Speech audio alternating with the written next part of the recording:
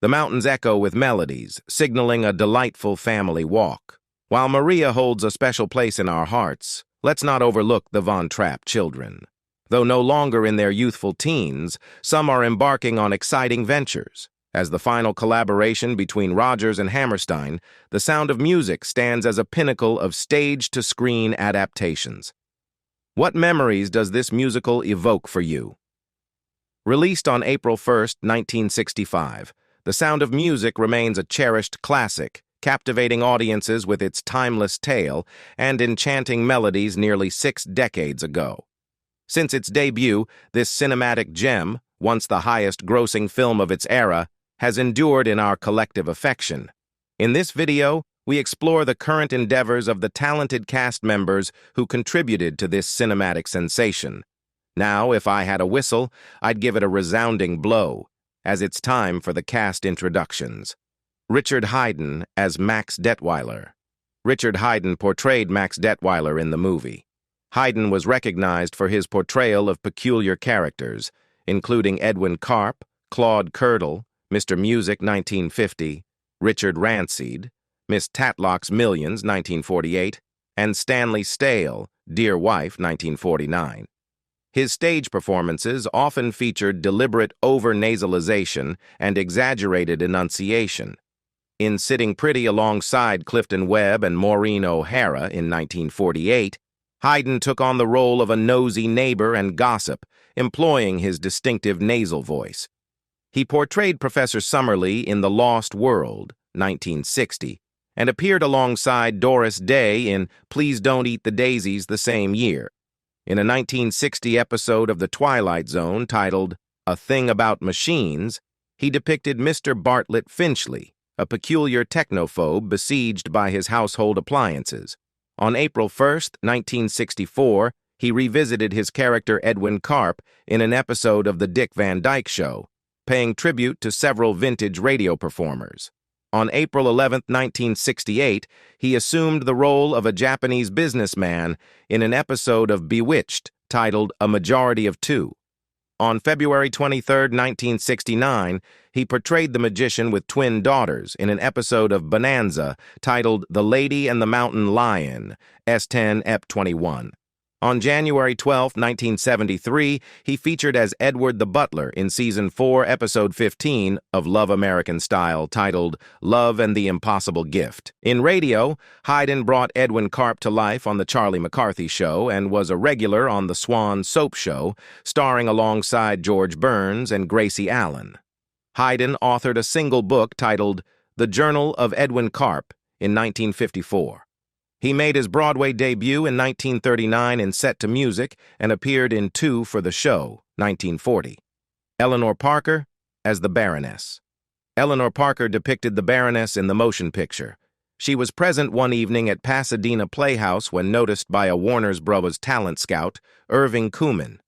He proposed her an assessment, and she agreed. The studio inked her to a lengthy agreement in June 1941.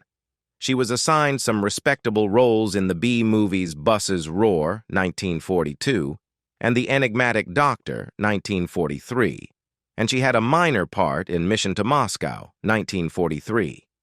This portrayal impressed Warners, so when Joan Leslie was delayed on Rhapsody in Blue, Parker took her place in Between Two Worlds, 1944, portraying the spouse of Paul Henrade's character. Parker was nurtured a Protestant, and later transitioned to Messianic Judaism, a variant of Christianity which adopts some Jewish traits, revealing to the New York Daily News columnist Kay Gardella in August 1969, "I believe we're all Jews at heart. I desired to change for a long duration." She embraced and was a proponent of Messianic Jewish scholar, educator, and analyst Roy Masters, proprietor of the Foundation of Human Understanding in Grants Pass, Oregon.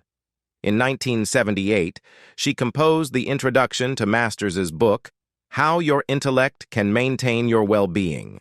Julie Andrews as Maria. How would one tackle a dilemma akin to Maria's?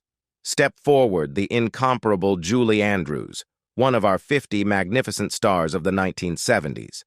Fräulein Maria was a spirited young novitiate with a profound fondness for melodies and the peaks, yet her individuality often marked her as an outsider among her fellow sisters. Andrews was hailed as Britain's youngest leading lady, gracing the paramount stage of the West End at a mere 13 years old before her inaugural appearance on Broadway in 1954 at 19. She swiftly garnered 2 Tony Awards before a pivotal break in 1957. She secured a role in Rodgers and Hammerstein's televised production of Cinderella, reaching an audience of over 100 million viewers. Then arrived Mary Poppins in 1964, clinching her an Academy Award for Best Actress. And the ensuing year, The Sound of Music returned her to the spotlight, though she was edged out by Julie Christie from Darling. In '97, Andrews confronted a crippling setback. Near the finale of a Broadway stint, she was compelled to withdraw from the production due to vocal strain. Surgery to excise vocal nodules ensued, yet her vocal cords sustained irreversible damage. Though she never reclaimed her robust, clear singing voice, she persisted in her craft. She pursued legal action for medical negligence, reaching a settlement in 2000 for an undisclosed sum. So how would Maria navigate such a circumstance? Adaptation. She dazzled in 2001's The Princess Diaries. Now 88, she remains active in her profession, primarily lending her finely tuned narration and voice to various projects. Here's to the enduring legacy of Julie Andrews, Heather Menzies-Ulrich, as Louisa von Trapp, quite playful and fond of pranks, such as concealing spiders in the former governess's bed. Menzies' career took a turn for the better following her involvement in the Sound of Music cast. Subsequent to The Sound of Music, she appeared in numerous popular television programs, including several installments of Dragnet. Later in the 1970s, she starred in her own series alongside Gregory Harrison in Logan's Run.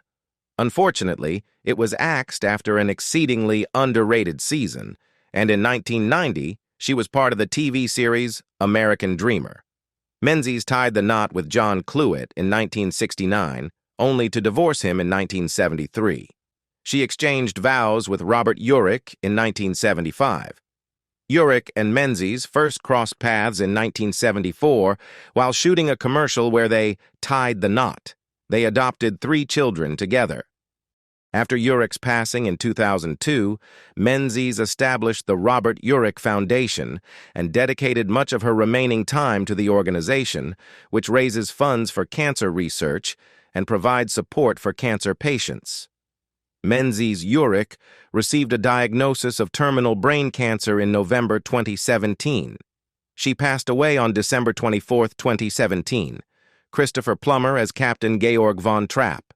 The dashing captain initially appeared rather daunting as he barked orders at his family like the seasoned sea captain he embodies.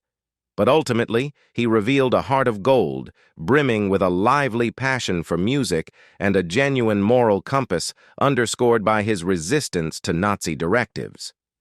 He commenced his portrayal of historical figures with The Decline of the Roman Empire alongside the captivating Sophia Loren. He could never shake off the role of Captain von Trapp, but why would he want to? He has frequently discussed the character, remarking that he was somewhat weary of the role. Despite our earnest efforts to infuse him with depth, it felt like a futile endeavor. He does concede that it was exceptionally well crafted and ideal for audiences of all generations. His cinematic journey never paused for a single moment throughout the ensuing 5 decades. In 2019, he once again captivated audiences and stood out amidst the stellar ensemble cast of Knives Out.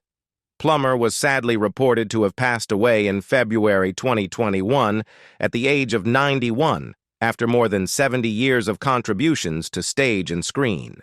This extraordinary figure will forever remain in our memories. Charmian Carr as Liesl von Trapp. The eldest among the 7 siblings is a 16-year-old on the verge of 17, full of curiosity about love and life, and certainly not in need of a governess. She displays her talents throughout, particularly highlighted by her captivating performance with Rolf in the rain-soaked gazebo. Her audition was arranged by her mother, and she was so new to the scene that Fox's publicists saw fit to spread false rumors about her age to drum up excitement. Strange move, Fox. Carr was 22 when she starred in The Sound of Music and confessed in her memoir that she was drawn to the 35-year-old Plummer, who portrayed her father. Plummer later acknowledged that the sentiment was mutual, but stressed that it never progressed beyond mere flirtation. She never pursued acting seriously again, perhaps because neither she nor any of her young co-stars received any compensation from the film's earnings or from the best-selling soundtrack of all time. Nevertheless, she maintained that The Sound of Music enriched her spiritually. She did publish a best-selling book, Forever Liesl. In her late 40s, Charmian Carr battled depression. Additionally, she developed fears of both elevators and flying. Sadly, Charmian passed away in 2016 from complications related to dementia at the age of 73. Duane Chase as Kurt Von Trapp. We'll always remember his opening remark, "I'm Kurt, I'm 11, and I'm uncontrollable." Interesting fact, the high pitch he reached in So Long Farewell was actually sung by Charmian Carr's younger sister Darlene, as that note was beyond Chase's vocal range. Darlene herself went on to enjoy a successful acting career, in fact.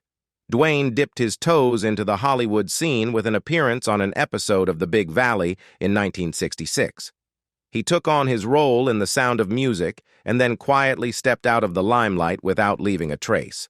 Nevertheless, following that, he retired from acting and enlisted in the United States Forest Service. He resides in Washington and has returned to work in wildlife and forestry. He is wed to Petra Maria, a certified nurse hailing from Hamburg, Germany. Peggy Wood as Mother Abbess. In the 1965 movie The Sound of Music, the character of the Mother Abbess was brought to life by Peggy Wood. Wood was an early participant in the Actors' Equity Association, dedicating nearly half a century to the stage, starting from the ensemble and rising to prominence as a Broadway vocalist and luminary. Wood made her debut on stage in 1910, joining the ensemble for Naughty Marietta. In 1917, she took on the lead role in Maytime, where she premiered the song Will You Remember? In 1941, she starred in the New York premiere of Blithe Spirit as Ruth Condamine, whose husband is haunted by the ghost of his late first wife. Wood didn't feature in many movies. Her limited appearances on film include roles in Yalna, A Star is Born, Call It a Day, The Housekeeper's Daughter, The Bride Wore Boots, Magnificent Doll, and Dream Girl. From 1949 to 1957, she portrayed the matriarch Marta Hanson on the beloved series Mama, based on the 1943 Broadway production and 1948 film I Remember Mama.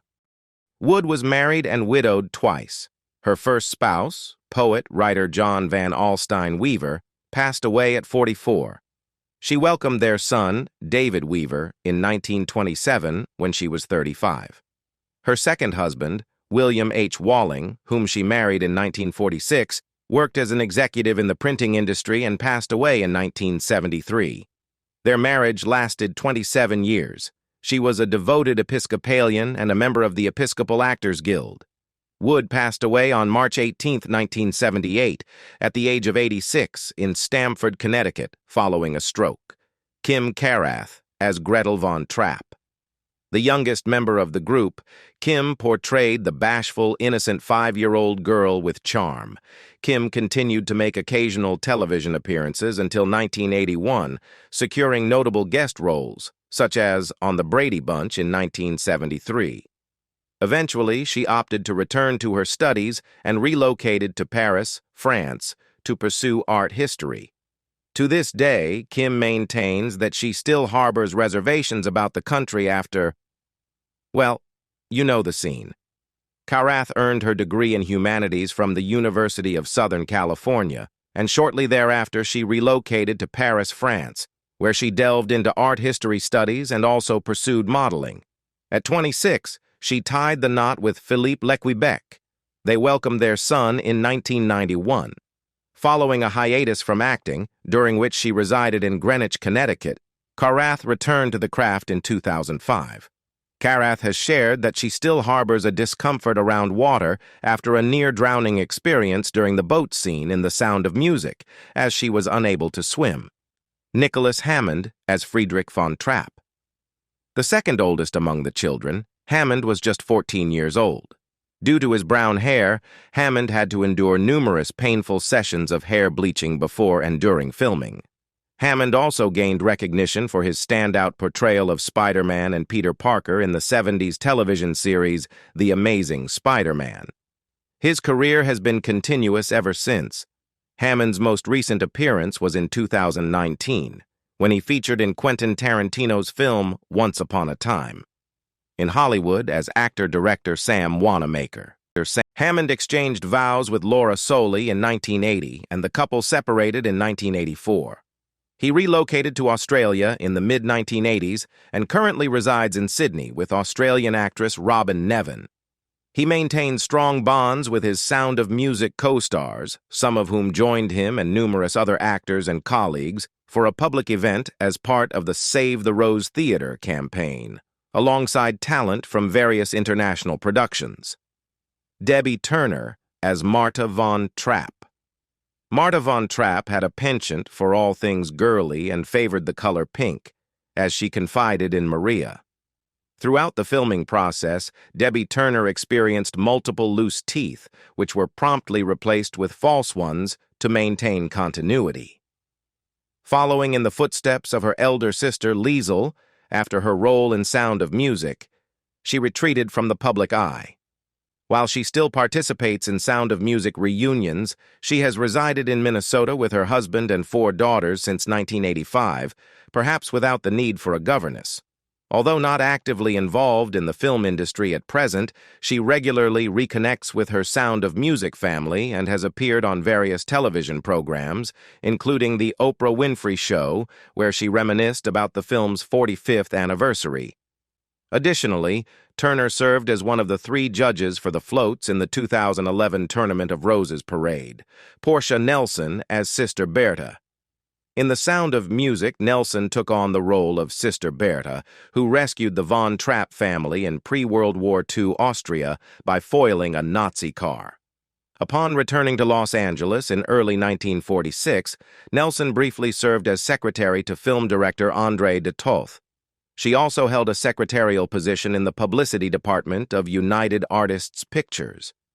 It was around this time that she adopted the moniker Portia, a nickname bestowed upon her by friends due to her fondness for the popular radio soap opera Portia Faces Life. Following her departure from Nick Arden's, Nelson continued to hold day jobs while occasionally indulging in singing. In 1949, she took the stage at the Café Gala, a cabaret located on Hollywood's Sunset Strip. The audience was entertained by singer-pianist Bobby Short, recounted Short in his 1995 memoir Bobby Short, The Life and Times of a Saloon. Singer. Portia entered the gala's floor, tall, graceful, resembling a goddess in flowing chiffon, and singing in a manner that was uniquely hers. She was a sensation. In the early 1990s, a battle with throat and tongue cancer, which Nelson, a non-smoker, attributed to her years of performing in smoky nightclubs, robbed her of her soprano voice. In early 2001, she was celebrated at a Mac ASCAP Songwriters Showcase in New York. Around the same time, she made her final appearance at a performance of a compilation of her songs, This Life, at the New York Cabaret Don't Tell Mama. By this point, her cancer had returned, and the songstress passed away in her residence on March 6, 2001. Angela Cartwright as Brigitta von Trapp. The studious, self-reliant, and forthright Brigitta stood out from most of the von Trapp children in the movie. Angela, aged 71, began her acting career long before The Sound of Music. She appeared without credit in roles as early as 3 years old, and by the age of 5, she landed a part as the adorable stepdaughter on The Danny Thomas Show, where she appeared in a total of 223 episodes. This role led directly to her involvement in The Sound of Music. Cartwright portrayed Penny Robinson in the television series Lost in Space, 1965-68. She guest starred on various other television shows, including My Three Sons, Adam 12, and The Love Boat. Additionally, she secured roles in television movies such as Scout's Honor, 1980, and portrayed Miss D'Angelo in High School USA, 1983.